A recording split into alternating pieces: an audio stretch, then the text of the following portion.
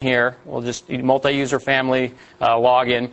And one of the things we think about is the Windows guys have done a really good job of enabling services. I assume they'll take another step forward. So if I look at the Start menu today, there's a bunch of places there where we can hook in. Imagine in the future as a user being able to have access to services and local capabilities sort of seamlessly. So I don't have to go do something differently. For example, if I want to look at my finances can be in line with my videos or my music or my pictures, the things we do today. And with customization, I might be able to take a symbol, stick it right there in line. Think about my contacts in terms of buddy list today. Again, that's sort of a separate entity today. And when we can bring it in and make it cleaner, then I can go my contacts. I might anchor this. I might tear it off and bring it out like we do with Messenger today or some of the other messaging services. So from the Windows perspective, I know this would be an open bar where anybody can plug in. From the user perspective, I like the notion that the stuff that I care about, my services, I don't differentiate anymore those things that are sort of service-oriented from those things that are located specifically on the machine. It's just an overall experience for me.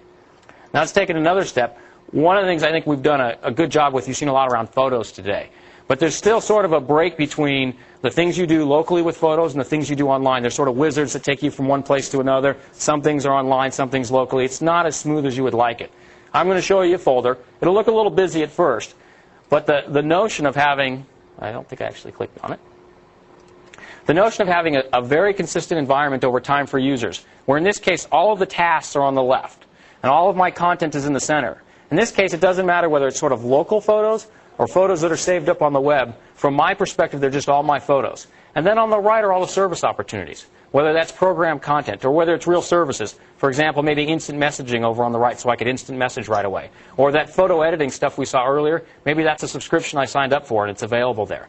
So this notion of having a very seamless way for users to go from local tasks to the content they have to services as an extension, whether it be photos or music or videos or anything. That's the type of environment we need in order to ultimately sell subscription services. And we think this is the type of thing that would enable it.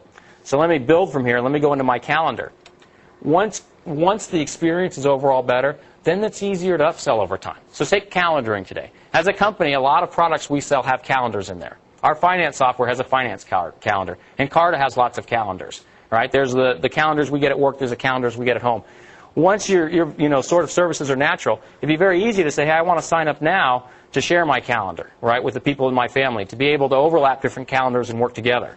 So here, I've signed up for 75 cents a month to be able to share calendars. If I want to go out and overlap calendars with people I have permission with, of course, in this case it's my family, we can do that.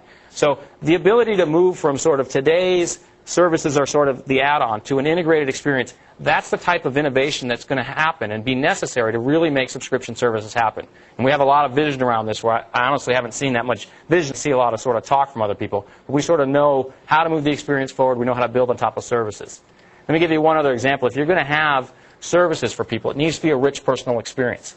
This was a multi-user family. So you can imagine that it's very customizable for the user. So in this case, this is the kids' look.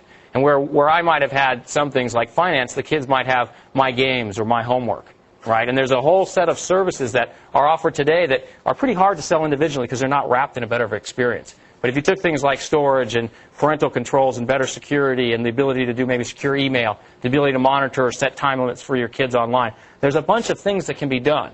And the better job we do of creating a great experience, both the Windows guys on the platform side and then us as a services entity on top of that, that's how we move this industry forward, and that's how we get to subscription services.